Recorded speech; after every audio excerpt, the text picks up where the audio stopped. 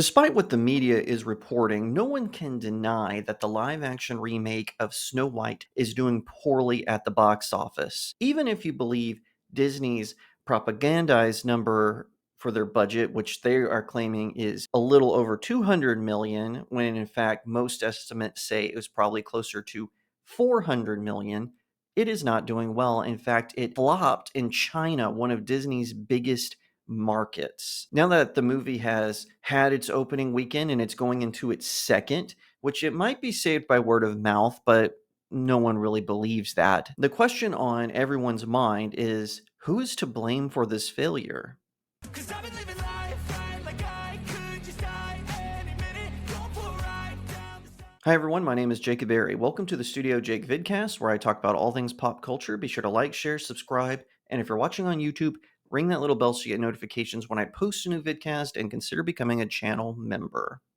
The live action Snow White remake, which came out in this year of our Lord and Savior Jesus Christ 2025, was bogged down by controversy after controversy when it didn't need to happen. It all started when Rachel Zegler decided to tie the film to a political thing that was happening overseas. What's worse is her co star was on the opposite end of that political faux pas, thus instantly creating a rivalry between the two. So Rachel Zegler on one side, Gal Gadot on the other. And things were made completely worse when it all got out that Rachel Zegler was fired from one of the Paddington sequels, not to mention her enormously atrocious behavior during the SAG strike and the movie being pushed back. I think it was pushed back twice before it finally came out in March, which is not a very big month for new releases, especially one that was supposed to be as grand as this one. So, what did go wrong? Well, behind the scenes, and this is just a rumor, I want to stress that this is a rumor. I'm just talking about it because rumors are fun, especially when some hot headed celebrity is the target of said rumor. But the rumor is that Disney is blaming Rachel Zegler for the collapse of the film. This is according to worldofreal.com. Just a few days ago, and shortly after it looked like Snow White was inevitably going to bomb in theaters, I mentioned how Disney was no doubt getting ready to throw Rachel Zegler to the wolves. Well, they've done just that. Disney needed a scapegoat for the Snow White debacle, and Rachel was the most obvious target. The Mouse House did the exact same thing to the Marvel's director, Nia DaCosta, right after her film Bomb, leaking to the trades about her inexperienced behavior on and off set. Now, whether Zegler deserves the full blame for Snow White is not for me to say, but she certainly didn't help. A Variety report filled with anonymous sources, most likely Disney connected, paints Zegler as irresponsible and, quite frankly, erratic in behavior during the promotion of Snow White. The story goes that Zegler's critical comments about the original Snow White caught many people at Disney off guard, but the studio decided not to act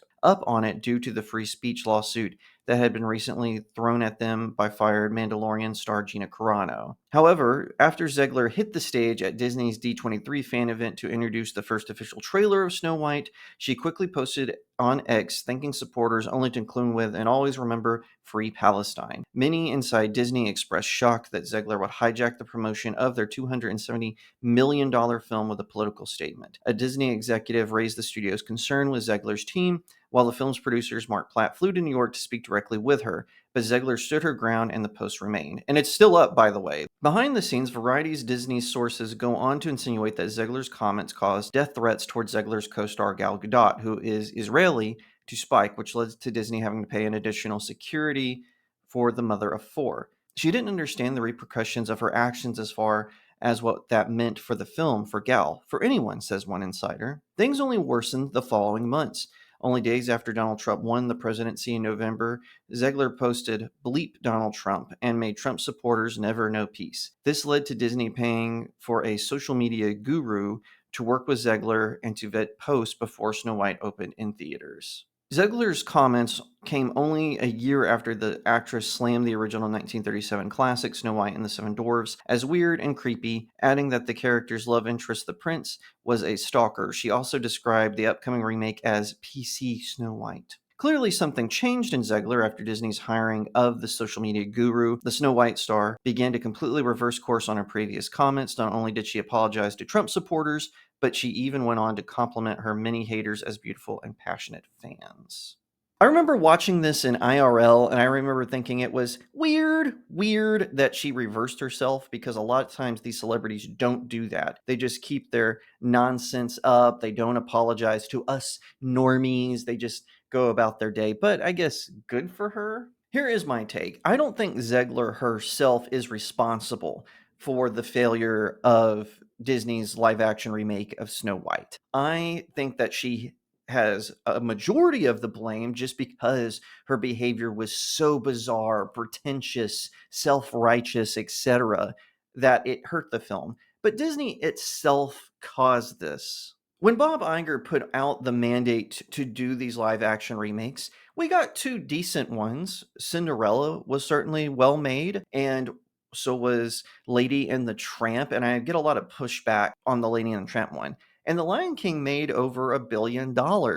So it seemed like they were on a successful run. However, we saw with Maleficent that they were just going to turn the most evil villain in all the Disney villain canon, that she was now just some Me Too victim. We saw this with Cruella, where they just turned her into a Harley Quinn stand in. We saw this with Aladdin, which really just was a shot for shot remake similar to The Lion King, but not a well made shot for shot remake of the original. Although I did like the remake of the song Friend Like Me, I thought that went okay. I'll admit that. But the rest of the movie, not so much. So, where else does the blame lie? Well, like I said, Disney's obsession with using their live action remakes to cater to a modern audience that doesn't exist. These folks don't exist, or if they do, they certainly don't go to the theaters. I don't know why Hollywood can't learn that. Otherwise, the Marvels would have at least broken even. Solo would have made money. All of these Disney live action remakes would be making money. Disney Plus would be overflowing with subscribers. But all that catering to a modern audience, like they did with Snow White, is showing the holes in that logic. So, yes, I think that this could have been completely avoided. For one thing, why did they tap Mark Webb to direct this movie? Now, he is a decent director, but he's not blow me away amazing. They should have gotten someone with way more experience to direct this movie, partially because this movie was the first theatrical animated film from Walt Disney Studios. It was one that Walt Disney, the original, I should say, the original was one that Walt Disney himself had a hand in making. His thumbprints are all over that movie, and you can tell its attention to detail, the look it has on beauty and grace and virtue. And no, the prince is not a stalker. He hears Snow White singing, and that brings him to her, and they fall in love. It's a beautiful moment. It's a beautiful thing. They should have chosen a director who could take it and curate it very well. Someone like a Steven Spielberg, who is experienced in these kinds of movies, who could have brought it together. But they chose a guy who, like I said, has done some decent movies, and I'm not trying to disparage him, but they should have been so cautious with this one. They brought in a screenwriter who only had 5 or 6 films to her name. Sure, it might seem easy enough to write a screenplay for something like this, but they should have gotten someone with way more experience, again, who have curated it. But no, we have to say, oh, we got this person because she's a woman, or we got this person because they are a POC. They had to fill up those DEI, didn't earn it qualifications that Bob Iger had put in place. So who is to blame for this debacle? In my estimate, it lies in 3 places. 1, Rachel Zegler's erratic, self-righteous, and entitled behavior during the promotion, filming, and release of the movie. Bob Iger is next to blame. His obsession with using these live action remakes, making them at all, but also using them to cater to a modern audience that doesn't even watch his movies. And finally, the blame lies on the media, which is gaslighting everyone and trying to say, oh, look how virtuous Rachel Zegler is for standing up for this political position. And then immediately, when the movie is a bomb, they go out and they say, oh, Rachel Zegler's to blame. It's such hypocrisy. So, yes, it lies with Zegler, Iger, and the mainstream media. That is why this movie failed, because audiences saw right through all the gaslighting and all the bull malarkey. So, that is my take on it. If you disagree with me, let me know in the comments. Did you like the movie? I'm hearing that there are some defenders of the film. Let me know in the comments below. I would love to hear your take. If you like that video, be sure to give it a like, share it out to all your friends, and like I said, leave me a comment, tell what you think, and don't forget to subscribe and ring that little bell so you get notifications when I post a new vidcast.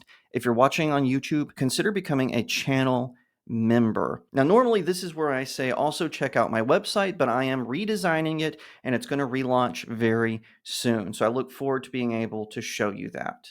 Another way you can support me is to go to my locals community. The link is in the description of the video. You can sign up for a monthly subscription or send my articles tips. It's where I report on what I'm doing as an author. So you're definitely going to want to check that out, and I think you'll like it. I gotta plug my books. I hope that you will pick one or all of them up on Amazon.com and leave me a 5-star review. It really helps out small indie creators when you do stuff like that. I've got Cacophony, a supernatural thriller. I've got my Sword and Sorcery series, The Seven Royals. Book 1 is All Good Things. Book 2 is Breaking the Stars. And the third one is on its way. I'll have an announcement about that very soon. Last but not least is my fantasy romance novella, Blessed Child. It is about courage under fire. It is about faith. It is about hope. And I highly suggest that if you like themes of magic and virtue and freedom, that you check it out. I hope you pick this one up or all 4 up. Thank you so much in advance. It really does mean something when you do that for guys like me. Once again, thank you so much for watching, and I'll see you next time right here on StudioJake. 'Cause I've been living life right like I could just die any minute. Don't pull right down the side, PCH, country limit. I don't need a guide, follow lights, take me where I wanna visit. Are you alive? Or just breathing? 'Cause I've been living life right like I could just die any minute. Don't pull right down the side, PCH, country limit. I don't need a guide, follow lights, take me where. Weird.